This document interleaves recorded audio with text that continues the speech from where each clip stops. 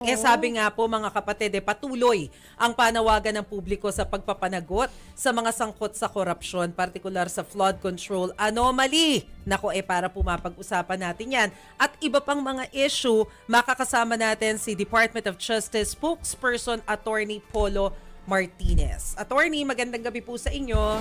Magandang gabi po at sa lahat po na nakikinig, sa mga viewers. Good evening. Mukhang nasa labas si Attorney Polo. Kasi dapat pupunta siya dito Kaya lang traffic po talaga. Sayang. Na-traffic, maski ako So, na-traffic. Manila po at may mga tungkulin lang kailangan tugunan We'll see you next time, Attorney. Of course, opo. Marami pang next time, Attorney. Pero kanina pa namin pinag-uusapan dito, Attorney, parang puro dilis at sapsap yung namin So Diba? far. Ang nahuhuli natin. Kailan po ba natin makikita yung mga balyena at pating? So ngayon po, patuloy pa naman po ang investigasyon, patuloy ang pag-uusig sa mga kaso na kasampa sa Department of Justice, pati na lang po dun sa mga kasong na-refer na po namin sa Ombudsman. Dahil kahit po pareho po itong flood control anomalies, parehong mga issues po ang aming tinitingnan, marami po kasing iba't ibang kaso, iba't ibang krimen ang mga naka-file. Iba rin po ang jurisdiction ng Ombudsman sa DOJ. So nagtutulungan po kami, patuloy po ang investigasyon. Yun nga lang po syempre may proseso po kailangan gampanan at sundin. But as for the DOJ po, currently, noong November 28 lang, na sa 6 po na kaso na na-refer sa amin ng Ombudsman, kung saan na-deputize po ang DOJ, patapos na po ang preliminary investigation. Meaning, nakadalawang hearing na ho, nakapag-submit na ng mga kontrasalaysay ang mga respondents. And dahil po sa pag-submit nila ng kontrasalaysay, may ebidensya na po kami pwede tingnan. And sa ilang kaso po dun sa mga 6 na ka-file sa amin po, submitted for resolution na po yung 2 sa 3. So we could expect the DOJ and the panel of prosecutors in charge of these cases to resolve these cases by ang target po namin syempre is mid-December, pero under the rules, we have 60 days.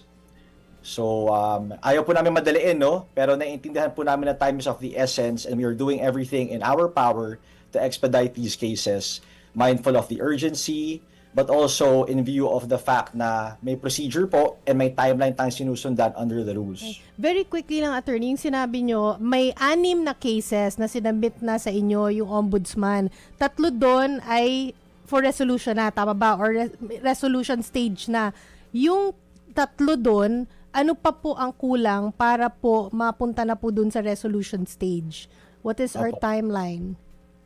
Opo. So the timeline is, well, contingency po dito or what we're looking at kaya hindi po na-resolve yung iba is because not all of the respondents have been able to submit their counter affidavits yet. Dahil po nagka-inclusion of additional respondents. So for those na dinagdag, kailangan pa po nila kunin yung complaint para makapagsampa na kanila kontrasalaysay. Pagsampa po ng kontrasalaysay, doon po naka-attach yung mga ebidensya, further defenses. And then, upon which time, dun pa lang po mag-submit for resolution ang kaso. Sorry sir, ano nga tong 6 na kasong to? Anong level to? Kasi nga pong hinahanap sa amin na namin yung mga big fish. So, gaano kalaki tong mga isdang nasampahan natin ng kaso? O mga DPWH na naman po ba ito? Ito po yung mga DPWH officials and engineers, Now, as to the issue po naiintindihan po kasi namin, na may clamor for those big fish. At bakit parang yung mga DPWH na nakukuha? Well, ang magandang perspective po dito, is that we first attack the low-hanging fruits. So, those who are easiest to go after, we go after them, and hopefully upon looking into the evidence that they have, which could eventually lead us further sa malaking anomalya, sa malaking kwento po na to ng flood control. So low-hanging fruits first, and then from there gather po kaming evidence, kasi part din po yan ng pag-evidence gathering namin hindi lang po sa pag-iimbestiga before the filing of cases, but also during the assessment of the evidence filed by those sabihin niyo na pong small fish, we would be able to hopefully find evidence that could link us to those big fish sa mga proponent. Opo. And syempre, isa po dun sa mga hinuhope namin na mahuli talaga ay si Zaldico na according kay Interior Secretary John Vic Remulla kanina sa amin pong press briefing sa Malacanang, yung huli daw info nasa Portugal daw at posible daw may second passport na nakuha. Sa panig po ba ng DOJ, ano po yung information na nakuha natin dito? And kung totoong hindi pa po pala nakakancel yung pasaporte, kagaya po ng nabanggit ng DFA, hala, ano nang mangyayari?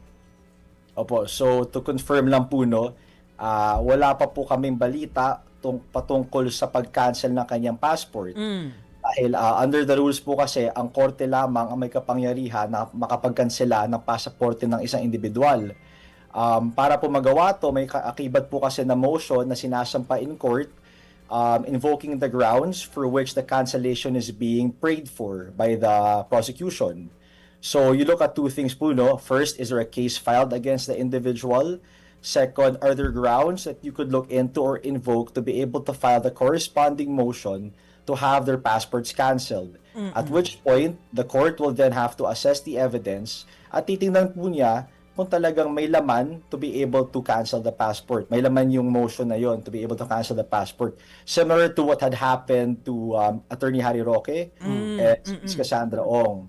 No, they were found to be fugitives from justice. Mga pugante po sila because they were evading charges filed against them here. So, yun po yung proseso doon, kaya hindi pa po nakakansela ang passport ni Mr. Zaldico. But that's not to say po na hindi po namin ginagawa ang proper investigation to do so. We are gathering the evidence so that we could file the appropriate cases against Mr. Zaldico. And we're getting there po, no? That's one thing I could categorically declare is that we're getting there. Hindi po sa wala talaga. Pretty soon we could expect cases to be filed against him. Opo. Attorney, bago tayo pumunta dun kay Attorney Harry Roque, paano kung totoo na nandun pala sa Portugal itong si Zaldico? I understand, parang wala tayong extradition treaty with Portugal, 'di ba? So ano yung posibleng hakbang natin para mapauwi siya dito if that's the case? Opo.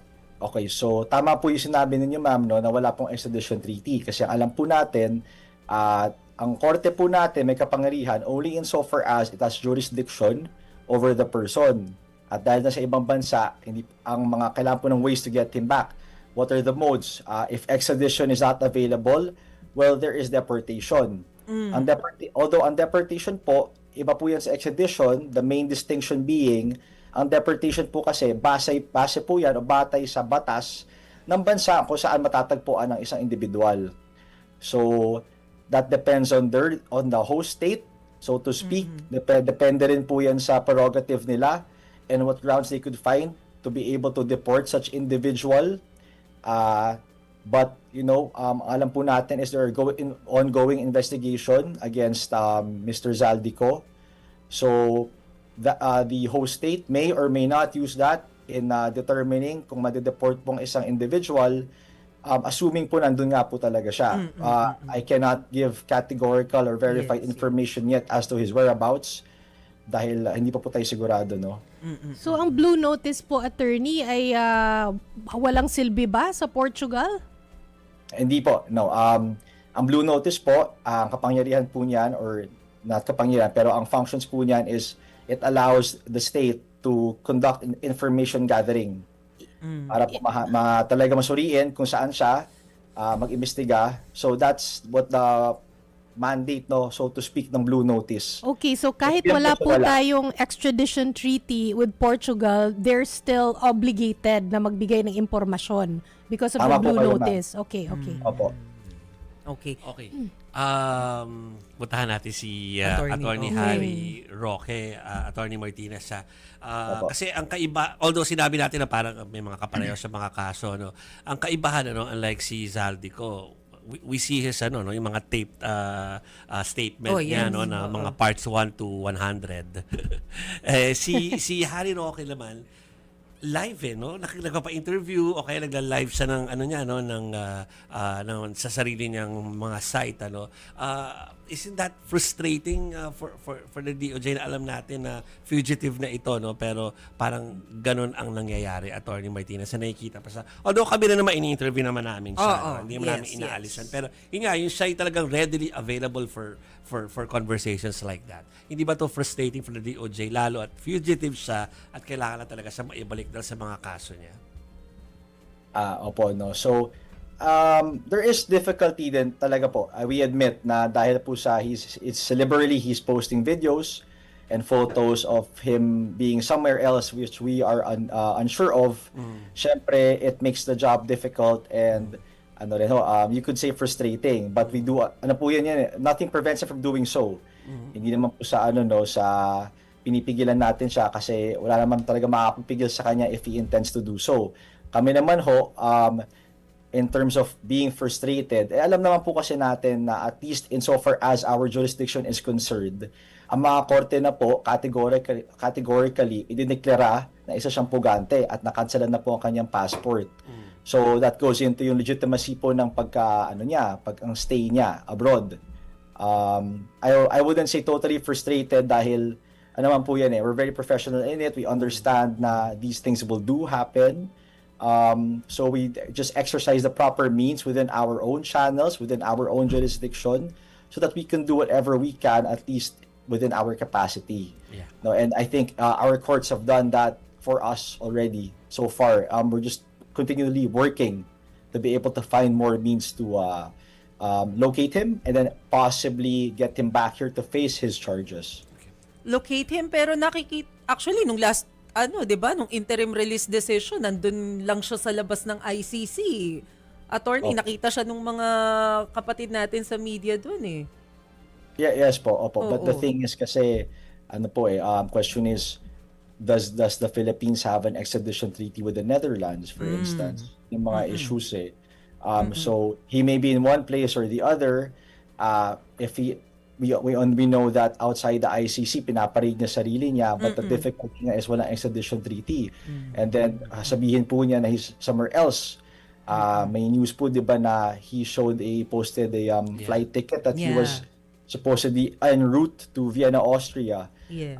But we know na hindi po totoo yun, apparently. And he disclosed that himself. So these are the challenges po, no? It's not just locating the whereabouts, but knowing once we do locate him, how can we exercise our own sovereign powers to be able to get him back in accordance with the laws of the other country as well.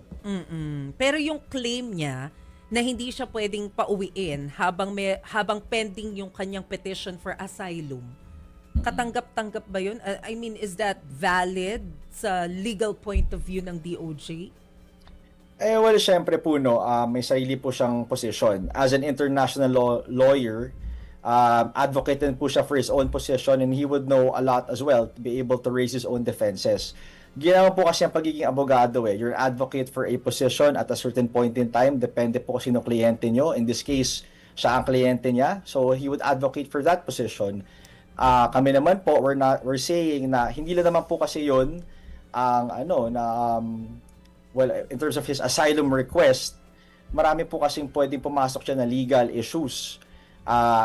If I could just go into po yung discussion niya ng non-refoulement or non-refoulement, our position is that hindi po applicable yun because he's not being politically persecuted here. Diba? He would argue that may political persecution po and that he stands to risk persecution, discrimination when he does come back here. No, so depende po yan and also it will depend po sa host state where he's located and yung rules ng host state na yon with respect to asylum. Kasi ang asylum request po kasi application yan application, titingnan ng host state kung talaga may grounds ka to invoke asylum, and one state could rule very differently from the other. Kami naman po sa kagawaran ng katarungan, ang position namin is irespetuhin po namin kung ano man maging desisyon ng host state na yon with respect to his asylum request kasi sovereign po sila sa kanila naman po yun Kami naman po syempre what we're saying is number one, illegitimate na ang kanyang travel because his passport has been canceled. The court in our jurisdiction declared he's a fugitive. Yeah. 'Di ba? So, I'm sure in the same way na nirespeto po ng Pilipinas ang jurisdiction at desisyon ng ibang bansa, nirespetuhin din po naman siguro nila ang desisyon ng ating mga korte. Okay. 'Di ba? So, ano po 'yan we're a community of nations. So, we cannot impose on another state na non-refoulement or non-refoulement does not apply. But if they wish to do so, pero kasi they know that yun ang posisyon natin and we have grounds to be able to support that position. Okay. Bago tayo maubusan ng oras, Attorney Martinez, meron lang 3 questions from tinatanong to ng mga viewers natin na sana'y makuha na natin ng reaksyon. First, meron on track po ba tayo na may makukulong daw ngayong Pasko? Opo. On track naman tayo, sir, no? That's one thing I could say. Syempre, klaruhin ko lang po anong ibig sabihin na makukulong. Iba po kasi ang pagkulong sa isang individual sa conviction. Kasi you could be convicted, arrested for that conviction, and detained perpetually depending what crime that's been charged of you. Iba naman po ang pagsampa sa court kasi pag file po ng information sa korte, may kapangyarihan agad ang korte na mag-issue na warrant of arrest to acquire jurisdiction over you and to ensure your participation in the trial. No, so saan po tayo ngayon? Ang tanong, nasa preliminary investigation stage at kapag nakapaghanap po kami ng sapat na ebidensya to file that information in court, that court can immediately issue a warrant of arrest at makukulong na po agad ang individual na yon, subject to bail proceedings kung applicable. Again, kung bailable or non-bailable ang offense. So, kung just to answer your question po, no, sir, yes, we are on track. In fact, we have more than under the rules, we have 60 days Pero nilalaban po namin na by the middle of December, makapag-file lang po kami information in court.